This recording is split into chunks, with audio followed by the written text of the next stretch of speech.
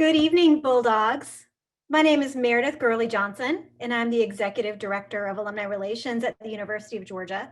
I'm a double dog. I graduated in 2000 and got a master's degree in 2016. And it is my joy to be here and to welcome all of you tonight as we have some fun together. Just a few general housekeeping items so that you're aware of the flow of our event tonight. Our chat feature that you can see at the bottom of your screen is available for everyone to interact. We want you to share memories. We want you to have some fun. I know also that football can be an emotional topic, but we are going to keep this positive and friendly as we go into this big weekend. So at this time, I invite each of you to introduce yourself using the chat feature. We want to know your name. We want to know where you're watching and interacting from. This is an awesome opportunity for all of us to get to know one another. You will also see at the bottom of your screen a Q&A function. This Q&A function is what you will use to type in your questions. Our moderator, who I'll introduce in just a second, will let you know when it's Q&A time, and we'll take questions from all of you, and we will ask them of Malcolm and Aaron. So at this time, it is my pleasure to introduce our moderator, Todd Finney. Todd graduated from the Terry College of Business in 1988, and he is a business consultant with Chick-fil-A, specifically in field operations. He serves on our UGA Alumni Association Board of Directors. He is our champion for alumni chapters, which means he helps us strategize how we engage graduates beyond the arch. So Todd is going to lead us in a discussion for about 30 minutes or so with Aaron and Malcolm. And afterwards, like I said, there will be time for you to submit your questions utilizing that Q&A function that I mentioned. So be thinking about what you would like to ask as we get to know Aaron and Malcolm. Todd, thank you for being here with us tonight, for leading this discussion. Let's have some fun. Well, thank you, Meredith, and good evening, Bulldog Nation, wherever you all are. What an honor and a privilege to be here, a part of this, and to get to talk to two really special members of the Dog Nation. So not that they need an introduction, but I'm going to share a few words about Aaron Murray and Malcolm Mitchell, and we'll get into some discussion, and just looking forward to a really fun evening with everybody. So, okay, so we'll start with Aaron Murray. So Aaron received a Bachelor of Science in Psychology from UGA in 2012. Aaron currently leads the SEC career touchdown list, better than the likes of Peyton Manning, Eli Manning, and Matthew Stafford. And that's a lot of talent. So that's a pretty neat record to hold. He was also drafted by the Kansas City Chiefs in the 5th round of the 2014 NFL Draft, and is also now a college football color commentator with CBS Sports Network and co-hosts the Punt and Pass podcast with fellow Bulldog Drew Butler. Welcome, Aaron. Thanks for joining us. Our other special guest tonight is Malcolm Mitchell. Malcolm received his degree from the University of Georgia, Bachelor of Arts in Communications in 2015. He was also a TEDx UGA speaker in 2019 and was recognized as one of UGA's 2019 40 under 40 graduates. Malcolm was a wide receiver at Georgia, which you probably know, and was drafted by the New England Patriots, where he played and became a Super Bowl champion in February 2017. Malcolm is also a published author and a poet, and created a youth literacy initiative called Read with Malcolm, and established the Share the Magic Foundation, which transforms lives through literacy. And I've had a chance to watch Malcolm work with young people, and he is really exceptional working with young people. So welcome, Malcolm, and welcome to Aaron.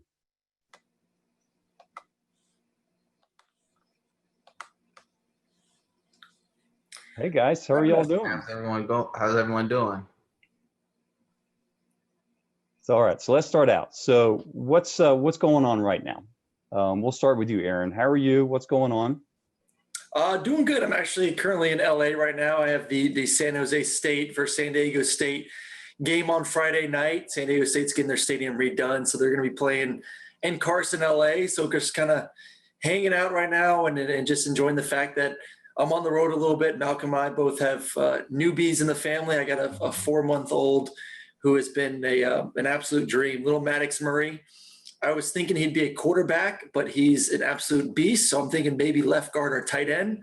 I was actually talking with former Bulldog Arthur Lynch last night. We were FaceTiming, and he was trying to whisper tight end thoughts in his head. So we'll see if he's going to be putting a hand in the dirt like them, or if he'll be a quarterback like his daddy one day for UGA. But my wife Sharon and I have just been enjoying him all the quality time. She's during this COVID time has been working from home, and the majority of the time I'm home as well during the week. So it's been a blessing to spend these 4 months with her and him and get to know him and work with him and see him start flipping. All of a sudden, 2 weeks ago, he's just like a flipping machine now. We turn on his monitor, you put him on his back, 2 seconds later, he's on his stomach. You're just like, holy smokes, this kid is he's moving all over the place, which is fun to see. And other than that, it's just been it's been a fun fall, just being able to call games and just happy that we have football at the moment. Awesome. You got a lot going on. So what's harder, being a quarterback or being a dad? Man, he did throw a punch at me last night. So, he was wailing around and threw a little uppercut at me. I was like, whoa, where did that come from? I mean, he's an active little bugger. So, I would say playing quarterback because I get my butt smacked because I'm not the biggest guy in the world. And, some of those D linemen are like 320 pounds, and for somehow they can run like 4.8. So it doesn't feel good when they hit you. But, we've been lucky with him. He's been a good sleeper. We had him on this thing called Moms on Call. And actually, like at 9 weeks, he started sleeping like 10 hours a night. And then now he sleeps about 12 hours a night. And we have, knock on wood, have hadn't had any issues. Like I said, since about 9-10 weeks of him sleeping through the night. So he's been easy. And the fact that my wife works from home and I get to work from home majority of the week. So we kind of tag team him along with our nanny. I hope he stays like that. I hope he stays easy. So as of right now, I would say SEC defense is, but I'm sure at some point he's going to turn into a little monster. Good deal. Okay. Well, how about you, Malcolm? What's going on? And you're going to tell us about your new addition and what part of it is like for you. The raw and uncut version. Let me first say I'm very grateful that my son is healthy. He's beautiful. Was a great mother who does 99% of the work. She is a strong, powerful woman. But here's the truth. There's nothing pleasant about poop ending up on your hand, your shirt, and all the screaming.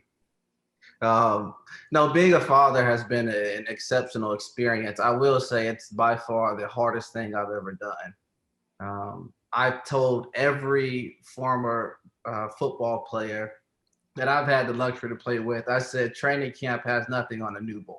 And trust me, when he's screaming and you can't find the answer, you're in for a long night.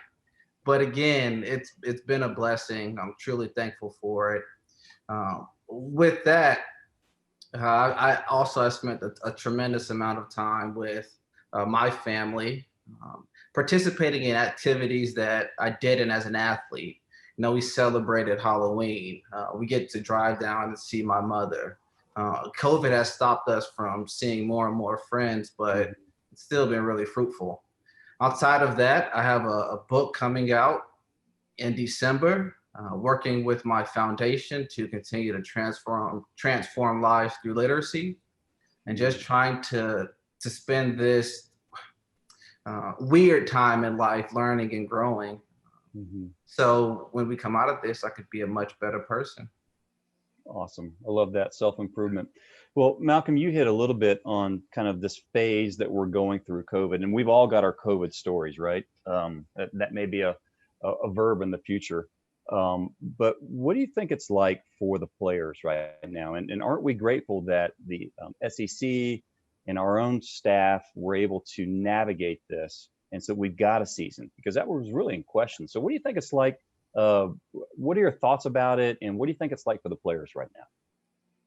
Aaron, would you like me to take a stab at it first? Yeah, you got it first. Okay. As the season was coming along, I had a lot of different thoughts. As a former player, the things I questioned, definitely for collegiate student athletes, was, do they have an option? And with that option, what are the consequences for picking one versus the other? And that's really a tough situation for a child to make, because college athletes are honestly still children. Um, but now that the season's here, of course, I turn on the TV every Saturday. I cheer them on. I have a great relationship with Ron Corson, who's the athletic trainer for the University of Georgia. And he's given me insight into the protocols and how all of the student athletes are staying safe. I've been to a few practices and witnessed the safety procedures they're taking. And, you know, at the end of the day, those student athletes are getting a great opportunity to suit up, play for their state, and hopefully pave the way for a better future for themselves and their family. I am behind any decision an athlete makes. I understand if they do not want to play. I understand those who do. Awesome. How about you, Yeah, Aaron? listen, this is a dream for kids to be able to play college football. I mean, Malcolm and I worked our whole lives pretty much, you know, grinding away from little league to high school to have the opportunity to play at a university, and then hopes of then playing at the next level in the NFL. So you knew these kids were going to find a way to sacrifice. And listen, there's always going to be knuckleheads that, you know, go out there and go rogue. And Malcolm said it right. I mean, these are still 18 to 22-year-old kids that have a lot of maturing to do. And that's when you just hope you have great senior leadership and coaches that really have a hold on it. Because I've had plenty of people that say, you know, why don't you just put them in a bubble? You know, look at what the NBA did. Look at what the NHL did. I'm like, those are grown men. You know, that's a big difference than 125, 135, 18-year-old, 20-year-old kids that, you know, are a little bit selfish. You know, I was a little bit selfish when I was in college. Malcolm, I'm not going to say it, but I'm sure you'd say the same thing.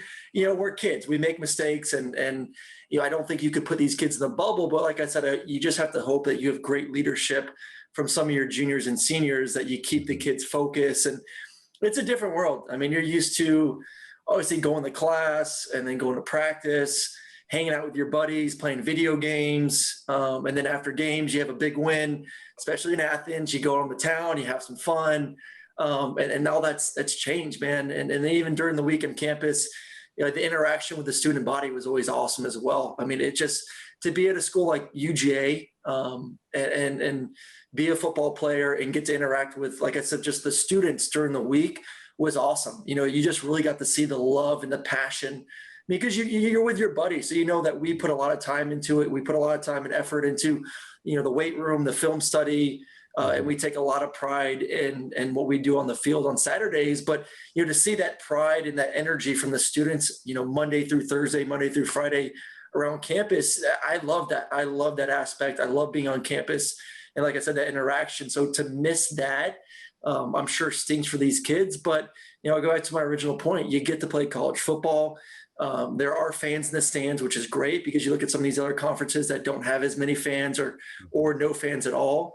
So that is a positive, and you have to go out there and live your dream. So that's not a bad thing as well. I think Aaron's absolutely right. I mean, COVID is devastating to millions of families, and I have close friends who've been unfortunately impacted due to the virus. But with that in mind, there's still opportunity out there that, you know, kids have to take advantage of if they want to propel themselves forward. It's kind of like it's a double-edged sword in the midst of a conversation, right? Because there's always pros and there's always cons, and it's up to that person to have the perspective to make the best decision for them.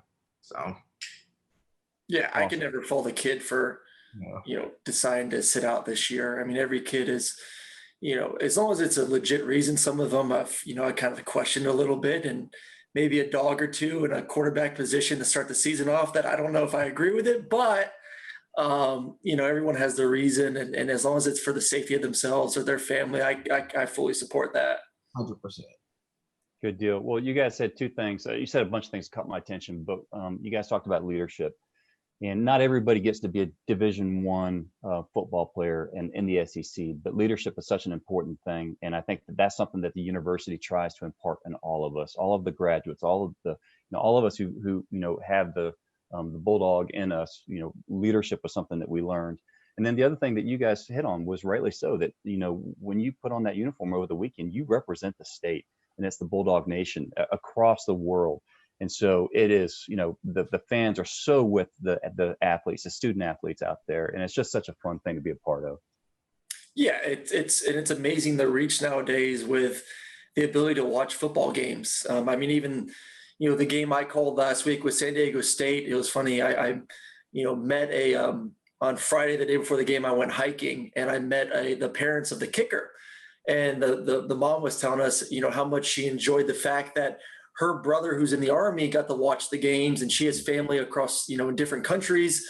I think they're from I think maybe Mexico or something, and they're able to watch the game. But because of the way TV is nowadays and streaming, and you can get on your computer and watch games, like the reach of football, especially at a time like now, goes everywhere. I mean, there's Georgia fans, you said it, not just in the state of Georgia, not just in the United States, but all over the world that get to, at any Saturday, open up their computer with technology and tune in and watch, Saturday in Athens and get to enjoy that experience. So, there's nothing like it. For me, a kid from Florida who knew absolutely nothing about Georgia, my first time ever watching a Georgia football game was Georgia versus Hawaii in the Sugar Bowl. And I was like, holy smokes, man, first of all, the uniforms are sweet. Those black uniforms are awesome. They look pretty darn good.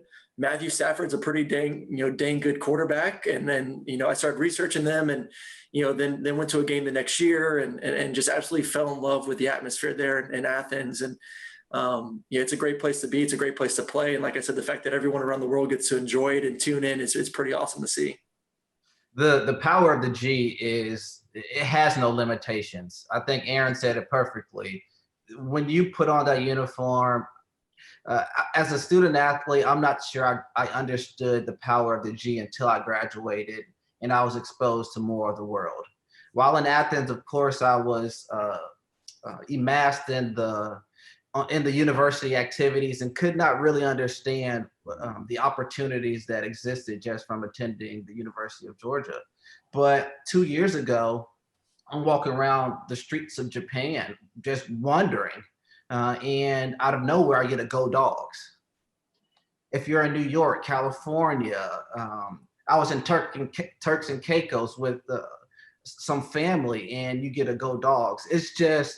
It's beautiful. And every time I talk to a student athlete, I try to get them to understand the magnitude of the opportunity that exists. It extends so far beyond the moment. It extends so far beyond going to the NFL. It extends so far beyond financial wealth. It's just, I am still flabbergasted by the amount of love that is shown around the globe for the University of Georgia. That's awesome. It's amazing. I mean, my go back to I'm from Tampa, and my parents live in Tampa, and my dad is retiring in 3 weeks, and they just got a place up in Georgia, up at Lake Oconee and Reynolds. And my dad's like, it's so funny that usually people work their entire life to move down to Florida to live in Tampa. And he said, you kids just had to stay in Georgia. My brother, sister, and I all went to UGA. And then we decided to stay in Atlanta afterwards. And, just to be around that many dogs, people were like, oh, you're going to go back to Tampa afterwards and be back. And I was like, no, man, I'm a Georgia boy now. I grew up in Florida, but, it's in my veins now. It's in my blood, the red and black, the G. And my parents, I guess we're just going to have to bear those cold winters that we're not used to because we've been in Tampa for so long. But they bleed red and black too. They're excited to move up to Georgia, and now they're only going to be about 45 minutes away from Athens. So hopefully we'll get them some season tickets so they can start watching some games live once again. Awesome. Well, congrats to your dad. And it is true, regardless of what year you attended the university, or what your association is with the university. When we realize that you are part of the Bulldog Nation, there is truly a connection, and there's a common ground right away. And just those incredible memories of our time in Athens, however long we spent. Well, let's pivot a little bit. And let's talk about last weekend and the game against Kentucky. So we're going to get into brass tacks and talk some football because you guys know a lot about that. Any thoughts from the game last weekend? And then we're going to think about that as we translate into next weekend, this Saturday, what to look forward to in Jacksonville. Aaron's a professional. I'm going to go play. Listen, to me, and I posted some stuff before the game about it. And, this is Georgia's identity. And I know a lot of fans, when Todd Monken got the call to be the OC for Georgia, that everyone was like, oh my goodness, Georgia's going to come out of the quote unquote dark ages of offense, and we're going to spread it out, and we're going to be scoring 40 or 50 points a game. And, I just don't think Georgia is there just yet when it comes to personnel. Their identity as a football team is they're going to play great defense. There's no question about it. They're elite on that side of the football. And then offensively, they're going to run the ball well. They're big up front. They got big backs back there. You got Cooks out of the backfield as well that can make some plays both with his legs and catching and the receiving aspect.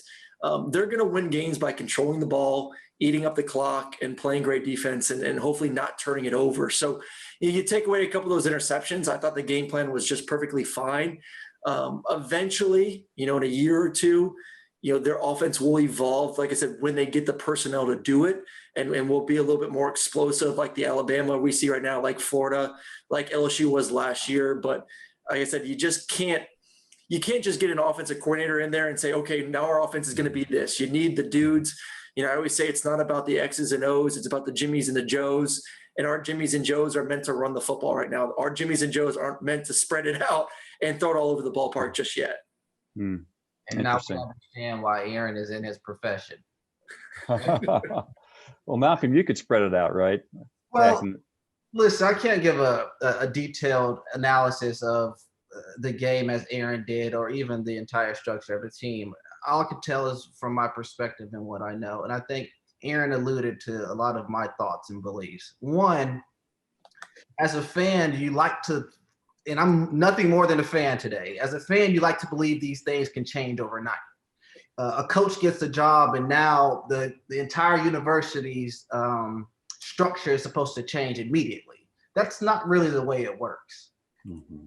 It takes time. It takes building a relationship. It takes understanding your players. It also takes recruiting the players to fit your scheme. We all know that takes a certain amount of time.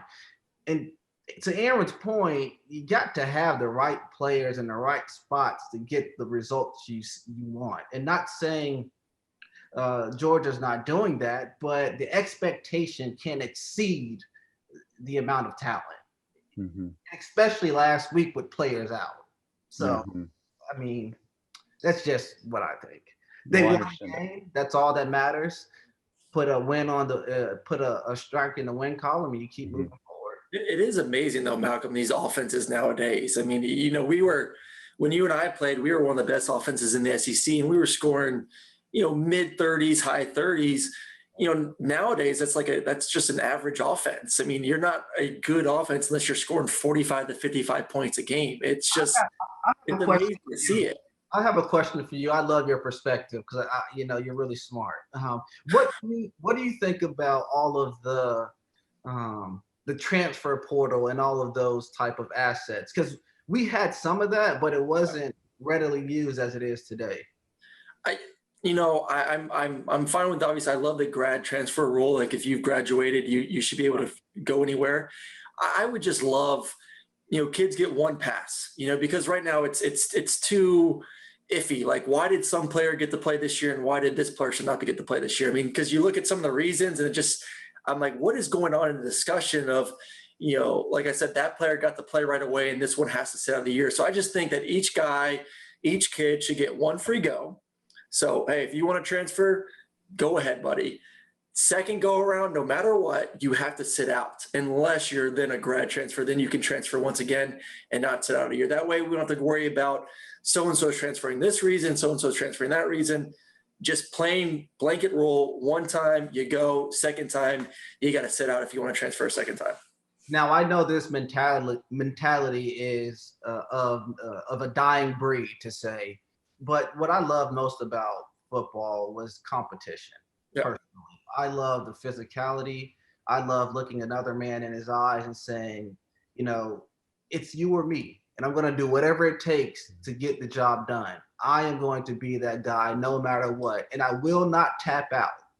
I feel like some of that is diluted when you have the ability to just say, it's not working out here. I'll go somewhere else. Well, kids nowadays are just a little bit softer than when we were playing. I'm sure guys that the generation before us would call us soft. So it's just always the next group is always just a little bit more gentle. And, I'll just speak about me. I mean, I committed in the same class as Zach Menenberger, who was a top 5 quarterback in our recruiting class as well. And for me, transferring wasn't, I guess, as big of a thing as it is now, but, I look forward to the competition. I was like, let's bring it on, man. I'm ready to compete. I knew that it was only going to make me better. It was going to make him better. And then as a position group, like receivers too, I mean, I'll just go back and talk about you a little bit. I remember when your class came in and it was you and Justin and, I remember working with you guys in the summertime. And that's one of the things that jumped out about you was the fact that you just won the grind, man. I just could never throw enough balls for you in the summertime. It's like, all right, Aaron, let's work on this route some more. Let's work on this. Let's work on this. Let's work on this. And, I loved it. You want to see receivers that want to go out there and work because, I had to deal as a quarterback with plenty of prima donnas who didn't want to grind, that just were naturally gifted and just thought that it would show up on Saturdays. And the thing is, the higher you get, the more work you have to do because everyone's good. Everyone in the SEC is good. Everyone in the NFL is good. The guys that separate themselves are not only ones that are talented, but the guys that are willing to put in that extra time. And I think so many kids come from, high schools that they were the man. They came from like a 1A or 2A where they just dominated because they were just bigger than everyone else. They're bigger, they're faster, they're tougher, and they never had to work for it. And then they show up at college like, oh my goodness, there's like 6 other dudes on this team that run just as fast as me. There's a defensive guy that actually can man me up at the line of scrimmage. And then they don't know how to then grind and work from there. And then they kind of get just lost in the shuffle. And that's why, that's why I always tell fans who, even this year, they always hit me up like, oh, well, we have all these 4- and 5-star receivers. Why aren't they working out? I'm like, dude, you throw away the stars as soon as they show up on campus. I mean, you've seen plenty of it too, Malcolm. Stars don't mean crap. No. As soon as you step foot on campus, it's about who wants to work harder. And I've seen plenty of no stars, 1 stars, 2 stars that end up being superstars compared to 5 and 4 stars who just kind of just disappear. I mean, hard work is one of the most prestigious intangibles that football gives a person. I'm telling you, without it, you cannot make it very far. Once you get to the NFL, talent almost becomes the even playing field. So what else separates you at that point? It's either you're really intelligent or you can outwork the next person. And it's only those 2 things that help you have a successful career. Staying healthy too, but Aaron's dead on. If you can't work, you won't make it. You may get to college and you may perform well in college, but at some point it will catch you. That's just the way it works. Good deal. Well, hey, I want to talk about this coming weekend and the game against Florida. Of course, that's on everybody's minds. And I'm seeing the chat. I'm seeing Seattle. I see a friend of mine from New York City, from the New York chapter. For the folks out in the audience, I'd love to hear your thoughts. And I think if the magic works, we're going to have a poll. Would you all prefer the game to stay in Jacksonville as the first choice, rotate home games back and forth, and then the third is pick a new neutral place to play, this time in Georgia? So would love some feedback from the audience. And Malcolm, do you have a preference? If you were the king SEC commissioner, what would you do? As a fan, I kind of like the history, tradition, and kind of mystical vibe of it being in a neutral location. It kind of gives it more pizzazz, in my opinion.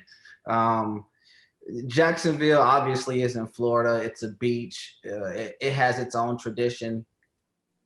So personally, I think it's great where it's at. If they moved it to Georgia, I'm not sure where that location would be that would match all of the events that can take place in the Jacksonville location. So I vote stay in Jacksonville. Stay in Jacksonville. What about you, Aaron? So, I mean, I know there's a lot of talk about moving it from, home and going Gainesville, go to Athens and help with recruiting. But, I love Jacksonville. I love the game, the atmosphere. I love the split stadium. I would actually be more in favor of doing 1 year in Jacksonville, next year in Atlanta at Mercedes-Benz. That way you can still keep it 50-50, still do the same thing, split it right down the middle, Georgia fans on one side, Florida fans on the other.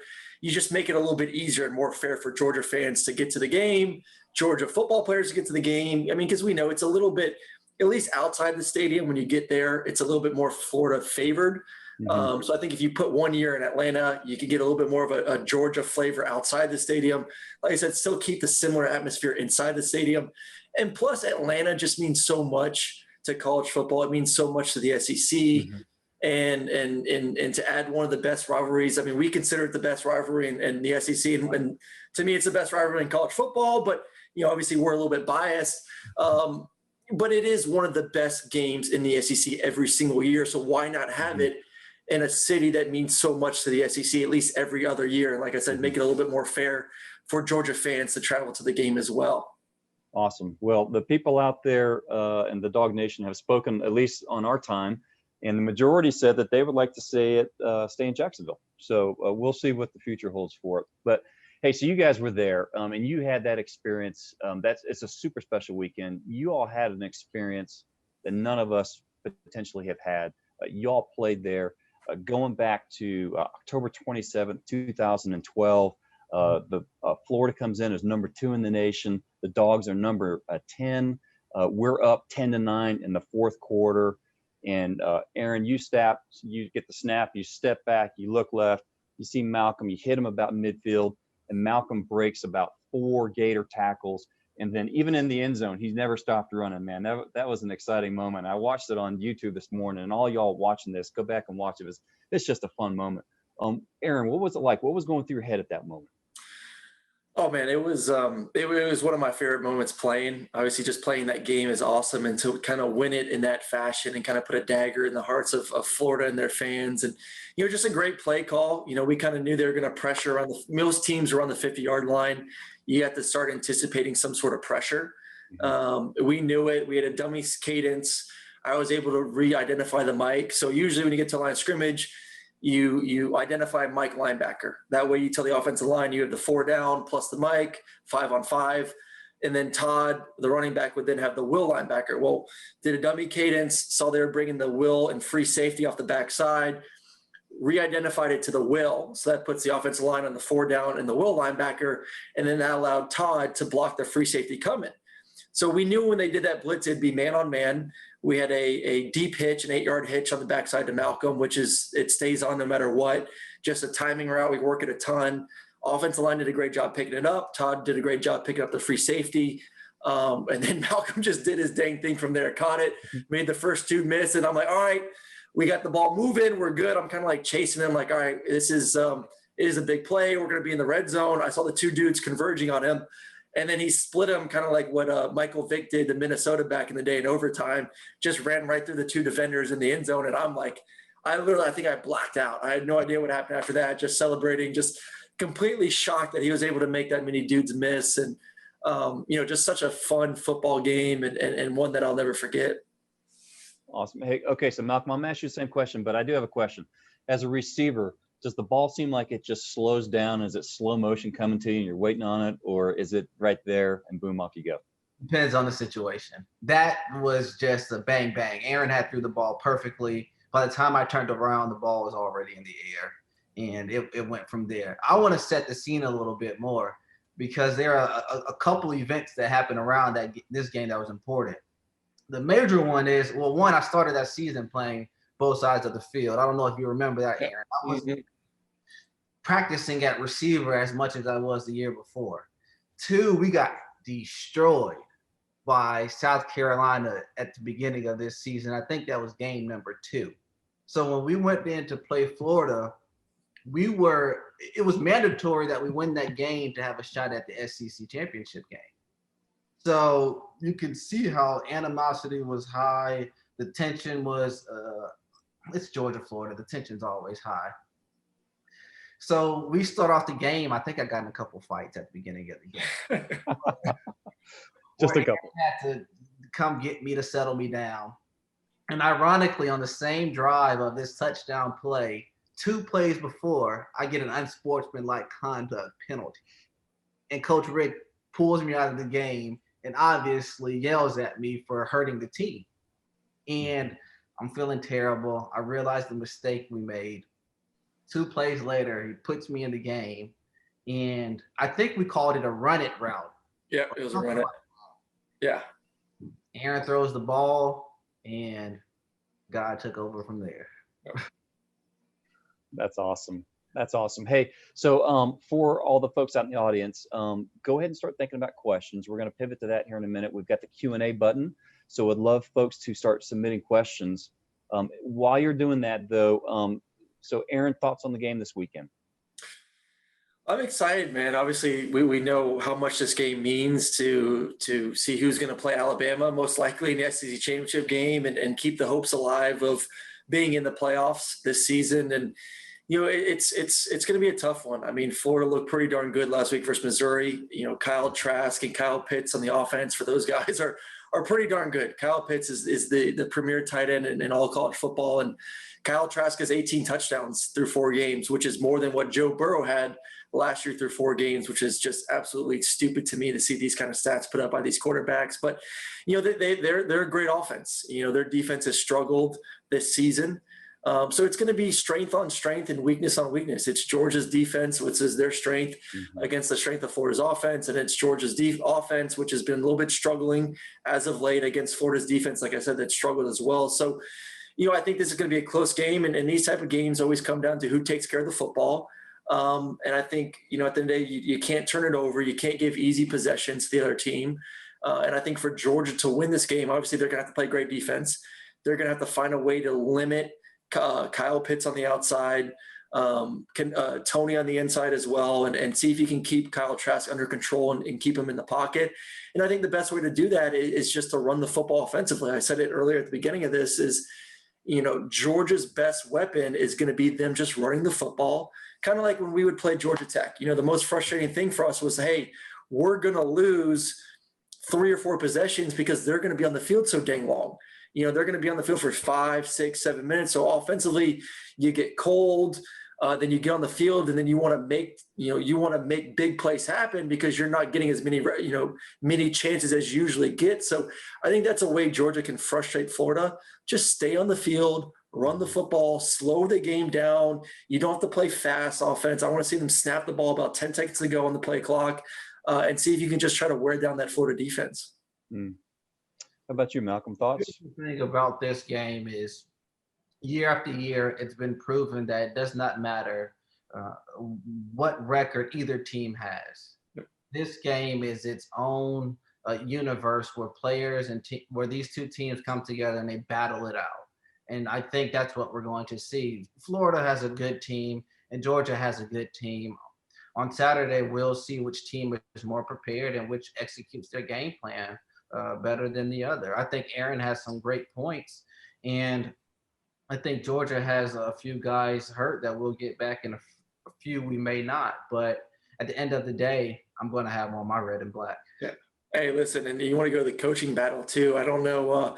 I just think Kirby has Dan's number. I mean, you go back to when Kirby was at Alabama and Dan Mullen was the head coach at Mississippi State. You know, Alabama obviously is Alabama, but they steamrolled that offense there at Mississippi State. And, you know, Kirby seemed to have had Dan's number here too, as well as both guys now they're, you know, at Georgia and Florida. So, you know, you look at the players, and obviously I agree with Malcolm. I mean, there's some injuries on the defense side of the football and at some key positions this game, but you go to the head coaches, and to me, it's like, you know, until Dan Mullen can beat Kirby Smart, it's hard not to root for Georgia or feel that Georgia's going to win this football game. Great points. Well, hey, we've got some great questions. So I want to rotate over there and spend some time on that. Bob asked, our starting quarterback is taking a lot of heat recently, but how would each of you evaluate the play of the receivers and the tight ends? And then Aaron, specifically for you, what can Stetson do to reduce the battled passes? You want to start out, Aaron, with that?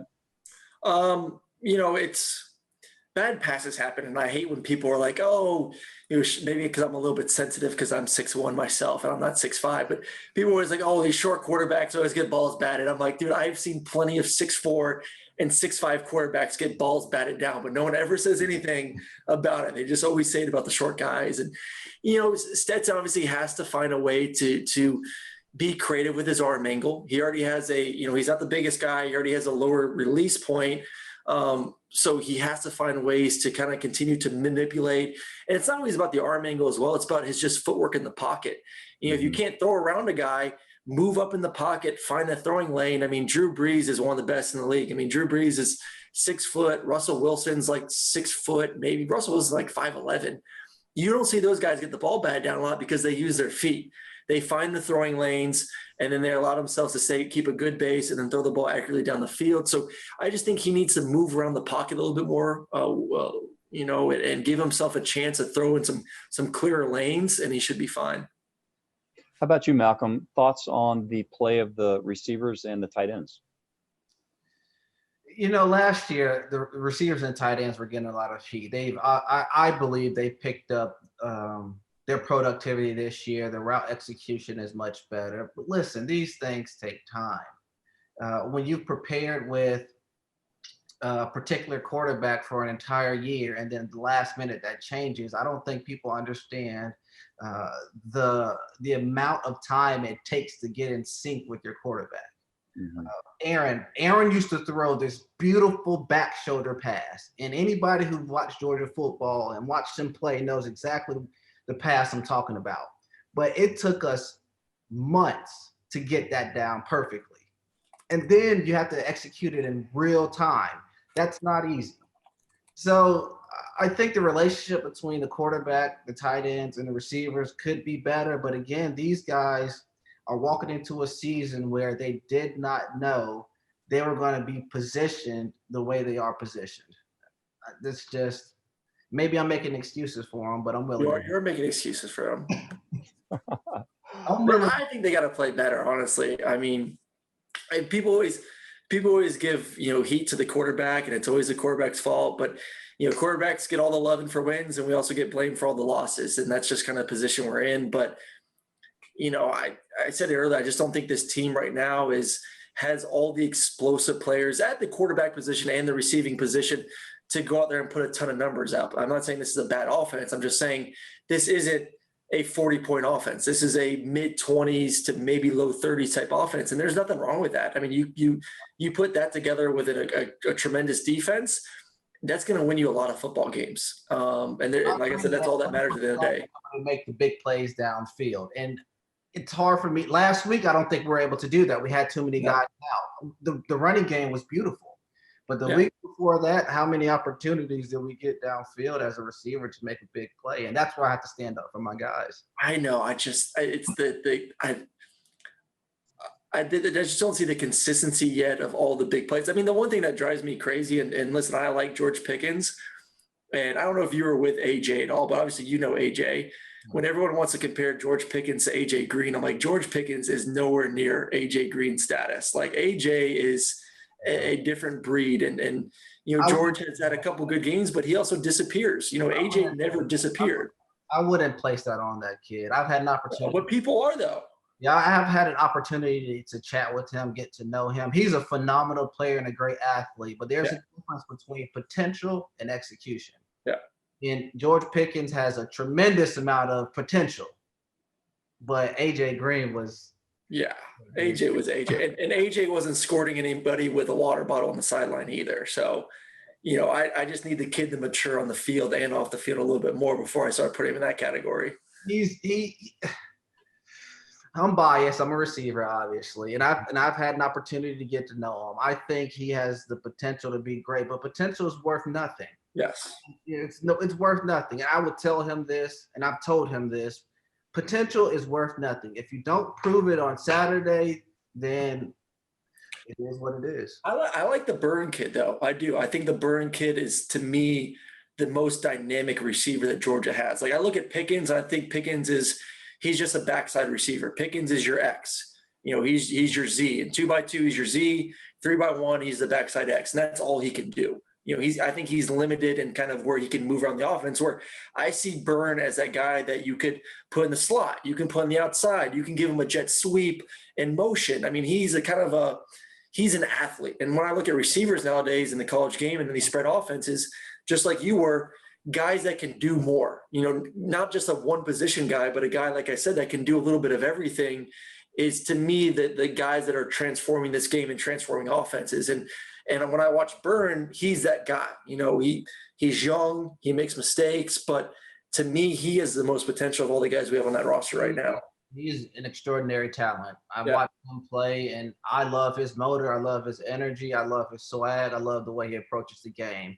To me, he's one of those. I always say they are warriors and gladiators in football. And to me, I would mark him down in that list. I think you're spot on. I like the Georgia receivers. I think and again, I'm making excuses, but I think they have way more potential than they've put out on the field. I'm not sure how I'm not a coach. I'm not sure how you pull that out of them, but I think they have more ability than they've shown. So from y'all's perspectives, and Malcolm, I'll go back to Aaron, 2 things that we've got to do to win this weekend. What are the top 2 things? Aaron said it, run the ball. Yeah. Run the ball? Okay. You got to run it, and you have to find a way to make Kyle Trask uncomfortable in the pocket and find a way to limit their 2 studs, Kadarius Toney and Kyle Pitts. I mean, if you can find a way to slow those guys down, which no one has seemed to, but also they haven't faced a defense like Georgia. Even Georgia, with a couple guys missing, is still the best or one of the best defenses in the country. And Kirby and their game plan is just tremendous. So they'll be right on that side of the football. They'll have a plan to slow those guys down. And like I said earlier, if you can just keep the ball and play keep away, you're going to put yourself in an opportunity to win the game. Awesome. Malcolm, you said run the ball. So just a broader topic here from Wanda. When you think about your time at Georgia, football or just the college experience, what's your greatest / favorite memory from your time there?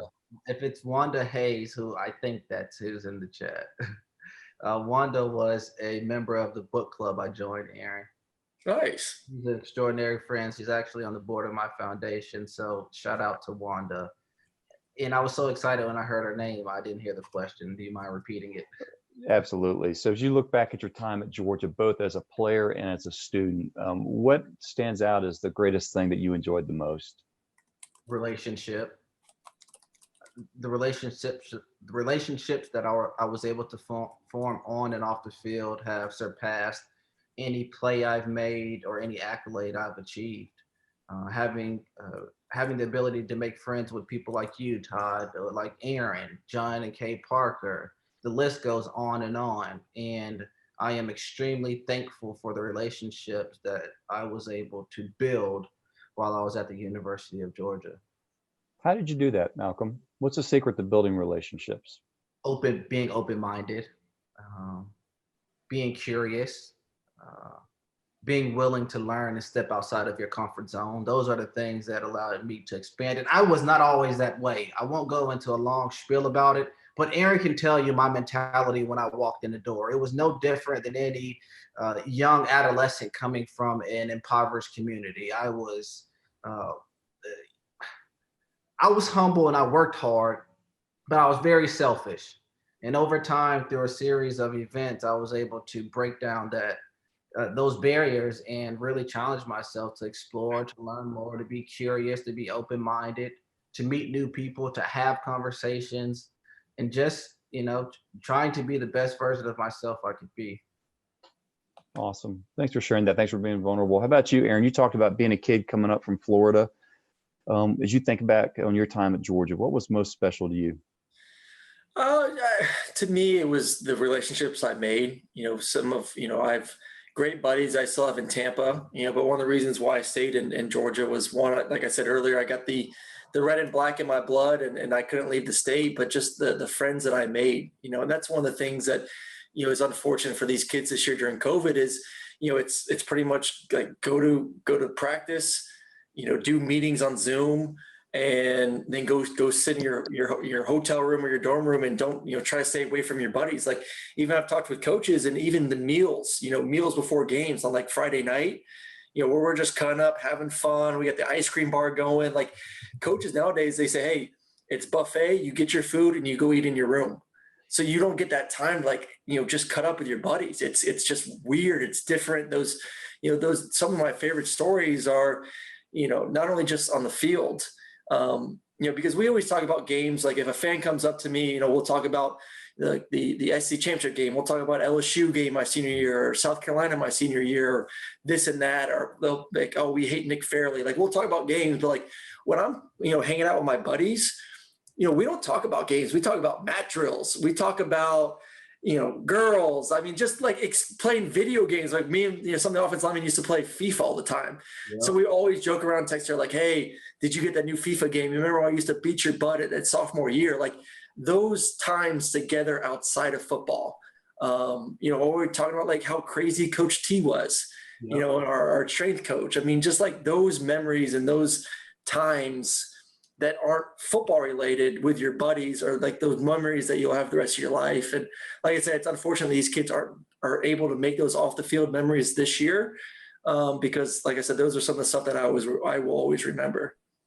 That's awesome. And that's the beauty of the university, is just, it's such a time where people grow and change for the better. Okay. So very quick question from both of you guys. Score prediction for the weekend.